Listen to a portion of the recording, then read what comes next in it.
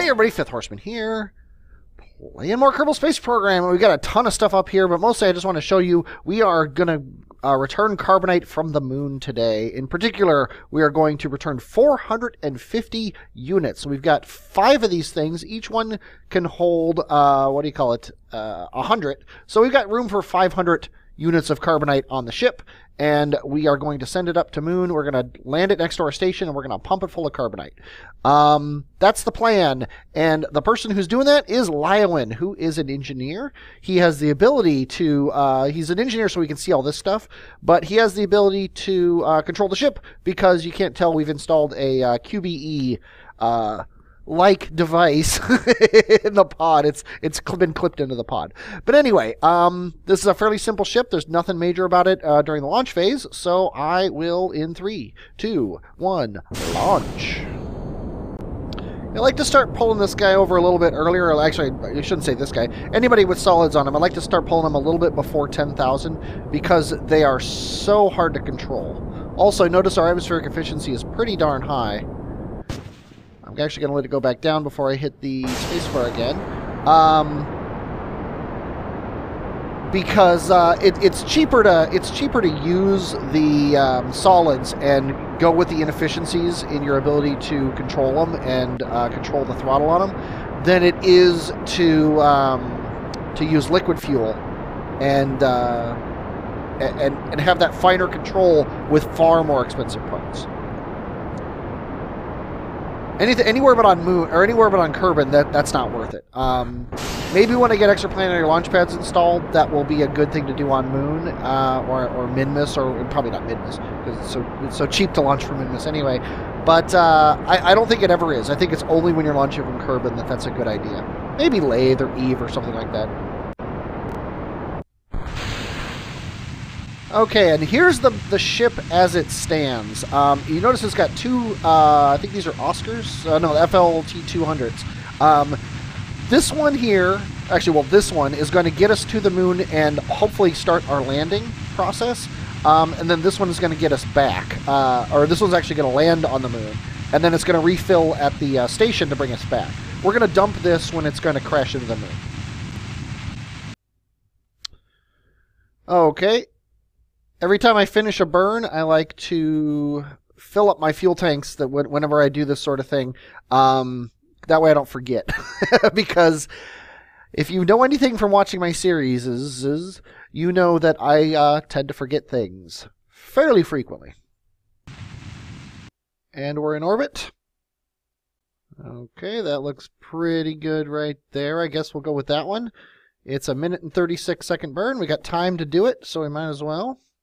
We are running out of electric charge, though, which is disturbing. So I'm going to aim him into the sun here. Oh, I never put solar panels on him. So, sadly, we're going to abort. Dang it all. And I was just thinking, because I have Kerbal Attachment System installed, I could have launched up a probe with 2 solar panels on it and brought them up to him, and Lyowen could have attached them himself. But, you know, it's not that hard to launch another ship. It's actually easier to ditch this one and do that. I've got so much money, it doesn't really matter. Luckily, the parachutes are mechanical. So he's able to bring them up here without... Oh. That exploded. Oh, it stayed within physics distance. That's pretty cool. Okay, Lyowen, you get another shot here. I am not going to show very much of this launch. I am going to show you, though, I have 2 solar panels here, and you can't really see them, but I got 2 under here as well. So, whichever way he faces, unless it's perfectly perpendicular to the sun, he should always have some sort of power generation option. And if he doesn't, if he actually runs out of power, he can hop out and bump his ship so that the solar panels get in the sun.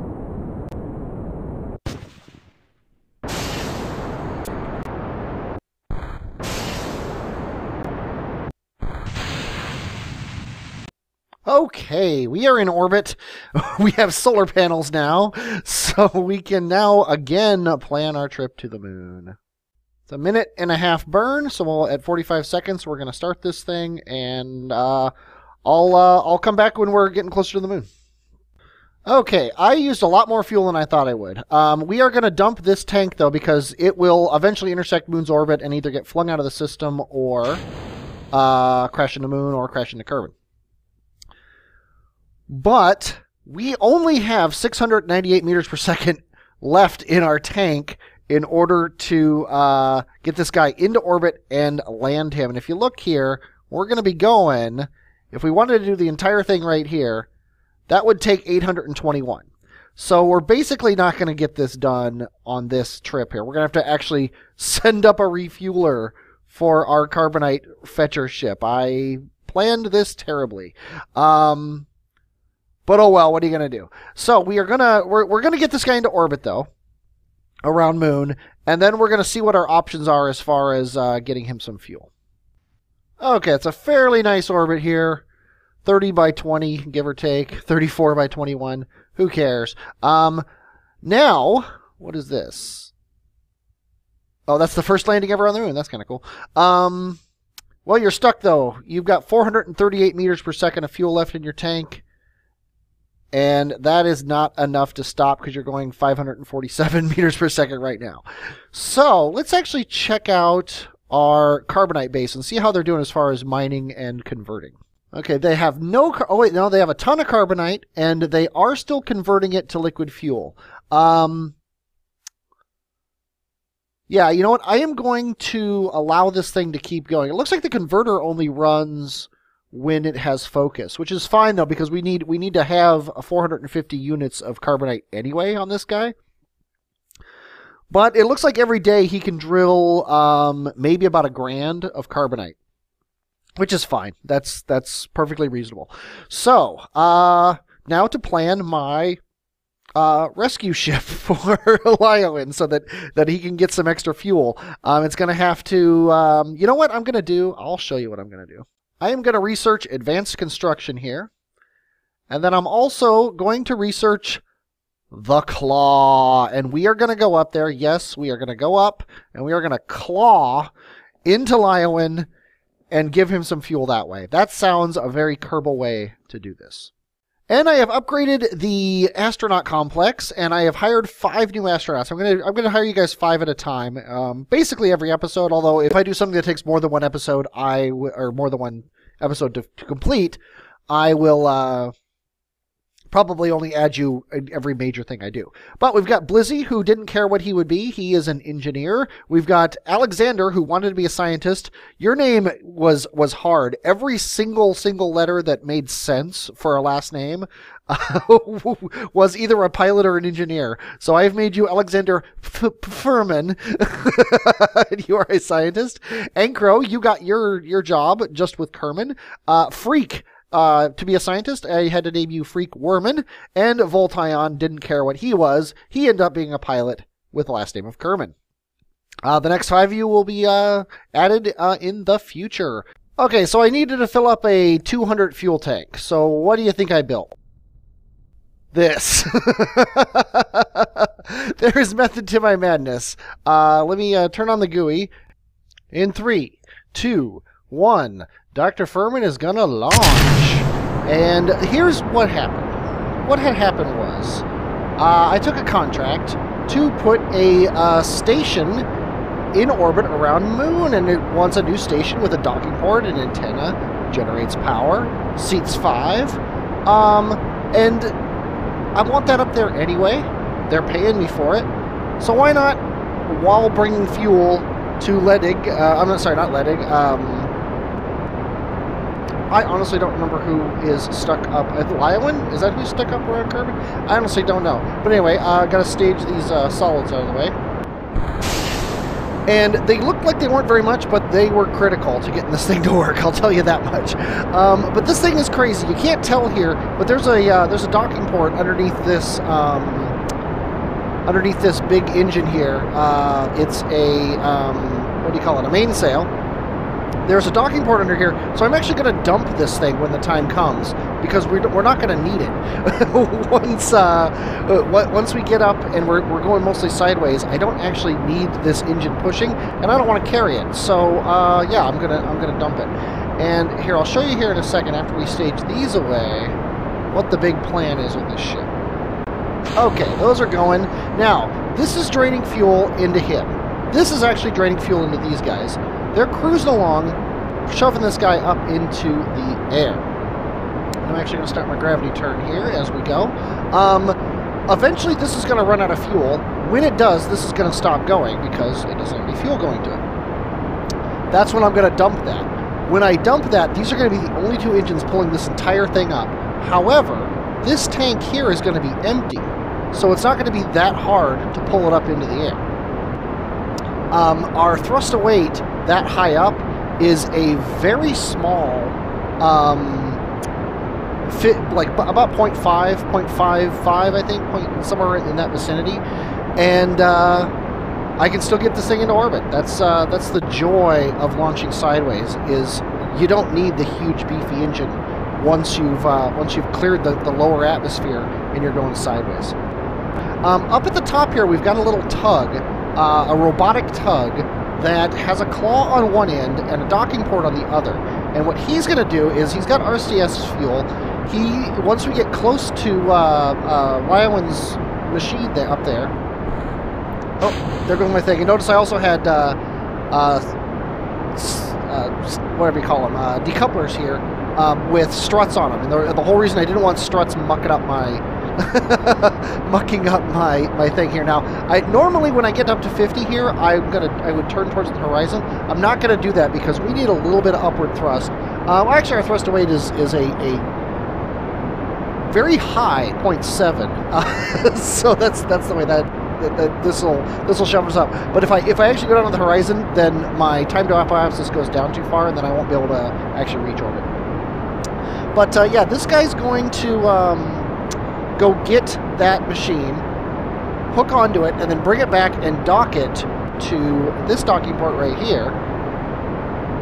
And then we're going to fill him up with fuel, and then he's going to go down and land. There should also still be enough fuel left in this guy, ideally, to land him at the base as well. And then what am I trying to say? It's land him at the base as well, fill him completely up, and bring him up here to refill this guy so that somebody can come out and actually get that fuel and use it for whatever people want to use the fuel for. Okay, our periapsis is above the ground. Our apoapsis is starting to rise here. It's going to get up to about 85, and I'm going to cut the engines, and we're going to coast up the rest of the way. And you'll notice that even though Dr. Furman is a rookie and a scientist, I have the ability to hold prograde on this guy. That's because of this probe core up here. I figured why not have the best probe core possible. 5 seconds away here, so I'm going to burn this up, get periapsis and apoapsis right around there. Okay, and I'm going to go down to 50 seconds. He's holding prograde, and I'm just going to hit the gas and let this thing go. I'm not going to subject you to any of this. I've got a pretty good moon encounter.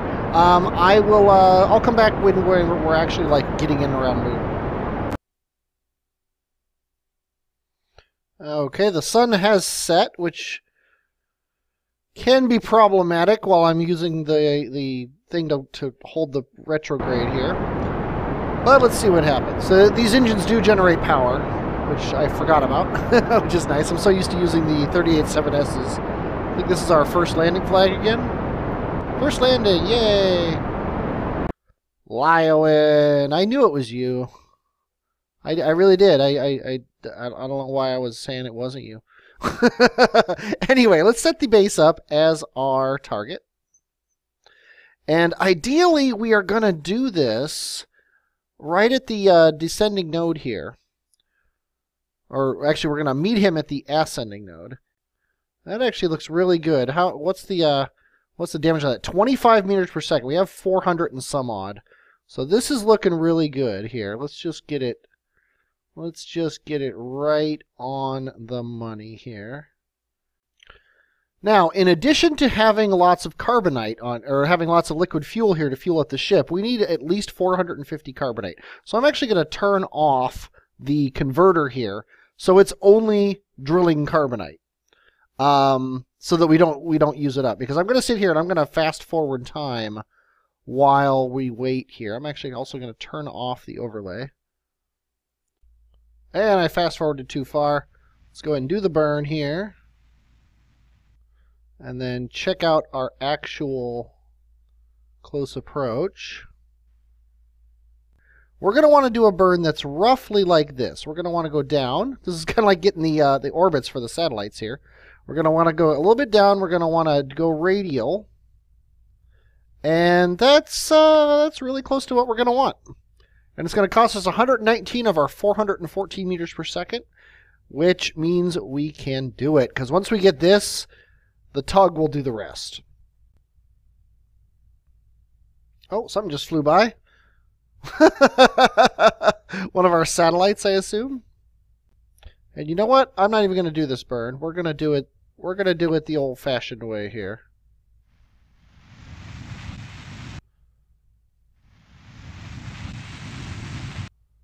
Well, the old-fashioned way, actually, it's kind of the new-fashioned way.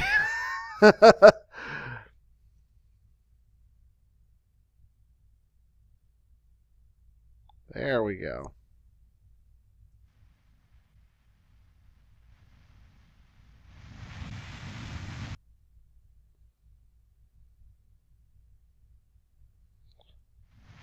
Oh, here comes the station.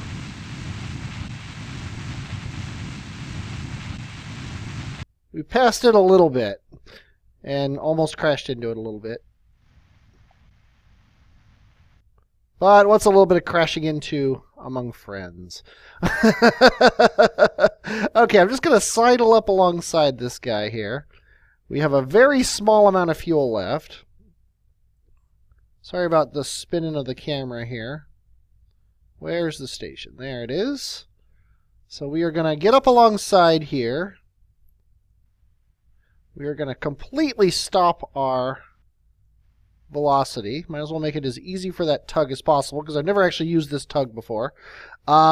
We are not going to stage him because he's not actually a stageable thing. We're going to decouple this node. And then we're going to switch to him, which actually I already had him as a thing. He's actually kind of cool. I like how I did the solar panels on this guy. I actually attached him here and then I tweaked them up here so they look like they're bridging the gap between everything. Let's go ahead and arm our claw. Let's find our target. It's out here somewhere. There it is. And it doesn't matter where we grab it as long as we grab it in roughly the center of mass. So we're going to go into chase mode. We are going to look up at our target here.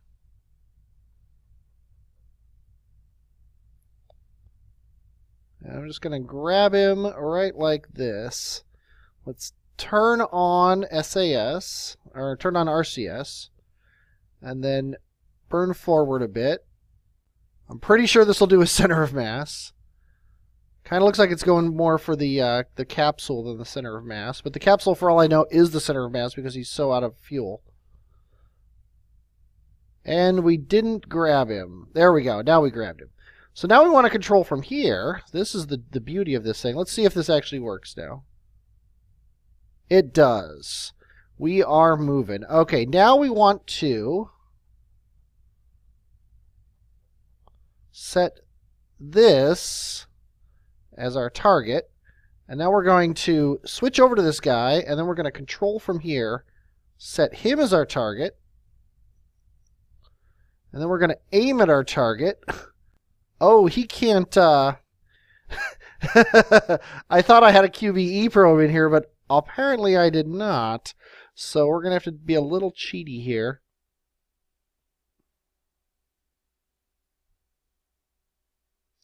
I'm going to, once we get aimed kind of at the thing here, we're going to do the time warp trick. Then we're going to jump back to him. Okay, we're going to control from here.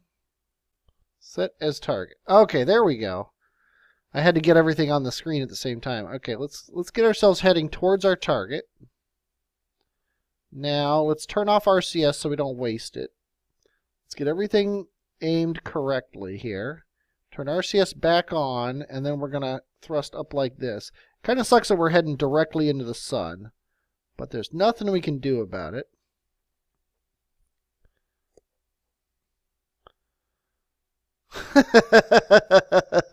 Hold on, Lyon. We'll get you in there. And we're docked. Whew. Now, Lyon, you need fuel. And now Lyon is ready to actually land. However, the station is in the dark, and we're definitely not going to land when the station's in the dark. So we are going to wait until he is in the light. There's the sunrise. He's got power. The drill is back up and drilling carbonite. And it is all about releasing Lyon into the wild, switching to him.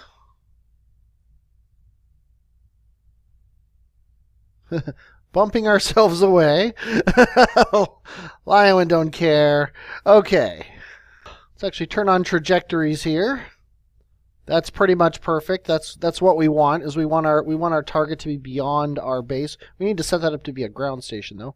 Oops, we should probably have some like engines running here. If we did a perfect stop, that would be exactly when to do it. And that is 582 meters per second, and it is right around here. So let's go ahead and aim at that.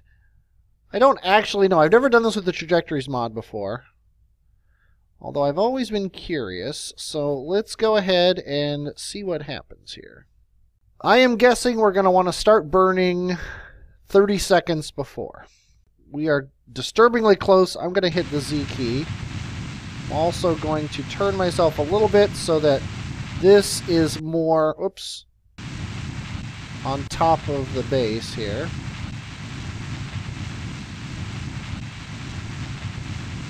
Ideally, we will come to a stop directly over the base. Or at least close enough that we can do a little hop. And not waste all of our fuel. As long as we get within 50 meters of the base with fuel in our tank, we're good. And it looks like we're going to be pretty good here.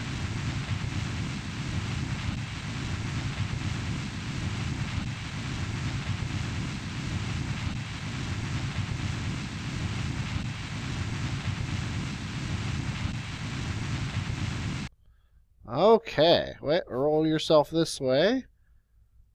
Whoop, that's not what I wanted. Roll yourself this way.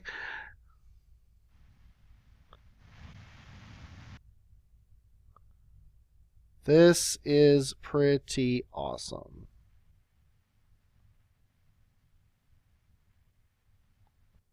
Okay, we got to make sure, though, get your landing gear down.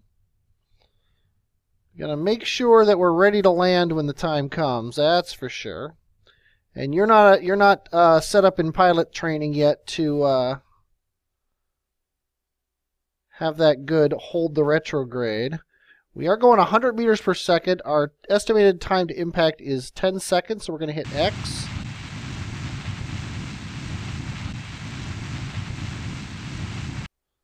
Okay. We want to set this as a target. There we go. We apparently still have a maneuver node, which is a little annoying. Okay, that's pretty much perfect. Let's bring up the vertical velocity thing.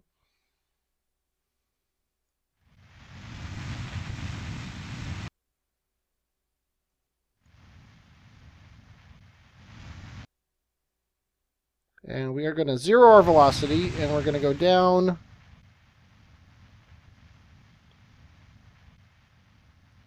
just a couple meters per second here. We might as well make this as easy as possible. We lost our target. There it is. Okay, we want this heading towards the target, ideally. But really, we could just come straight down now, because we are so close to it. We also want to turn, so we're going down this slope.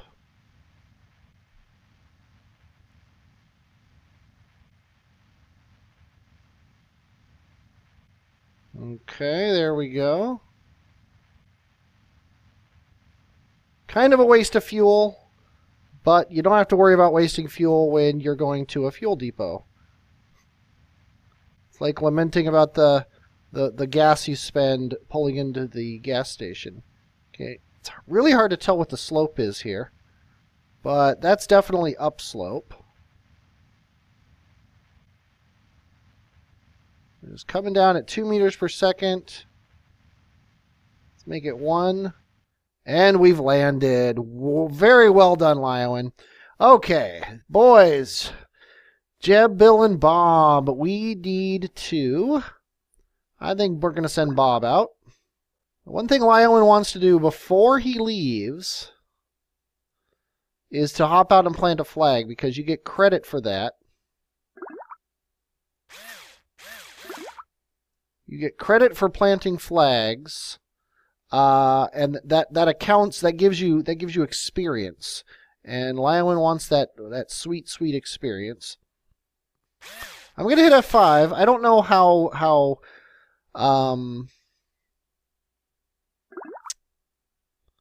crash resistant Kerbal attachment system is now, but there used to be a time when it was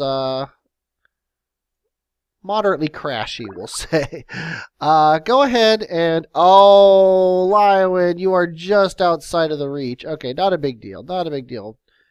Get right here. Let's switch to Lyowen,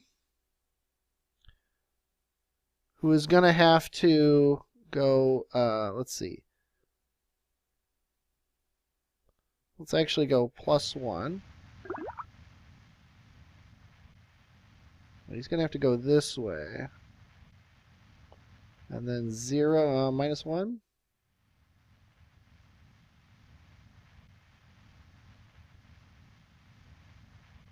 And then land it right about there. Okay. See if you can connect him now. Hey, we're connected. Okay, now we want to pump out of these guys into these guys one by one. And actually, I'm going to use the new system here. We're going to click on these guys in turn. And then on this guy, and we're going to say out. And he's going to go into all of those in unison. Yeah, I got to get... I think my next mod's going to be good speed fuel pumps, because I would love to just hook this guy up and have him load up instantly without even thinking about it. Okay, we have the carbonite. Now for the fuel and oxygen. And he's ready to go. Okay, we're going to hit F5 here. Make sure that this doesn't blow us up. 395 meters per second. That is not only not enough delta V to get home, that is not enough delta V to get into orbit. Which could be a problem, Lyowen. You are stuck here. I should have tested this. I should have filled this thing up with carbonite in the VAB and seen what its delta V was. I just kind of assumed, because without it, it was like 12 or 1500. I figured I could at least get into orbit. I think you need like 600 to get into orbit. I was obviously wrong. Carbonite is apparently a little heavier than I was expecting. Crap. Okay, well, I am going to figure out what I'm going to do. I'm probably going to build a new ship. I can't get him into orbit. I don't have anything out here that can grab onto this. I have that little grabber thing, but it's just attached to monoprop. That's not going to help. There are no radially attached fuel tanks I can put on this guy. So it looks like what we're going to do here is build a new ship that is capable of landing and taking back 450 carbonite from the moon. And then I'm probably going to empty this thing of carbonite and maybe fly it to Minmus, because we have a 450 from Minmus mission. I was going to do the Minmus carbonite base next. So maybe we'll just do that. Lyowen will head over to Minmus and be the guy to do that. I don't know. In the meantime, though, I'm going to end it here. I hope you enjoyed watching this. Other than not knowing how much things weigh, I enjoyed playing it. I am Fifth Horseman, and I will as always, talk at you later.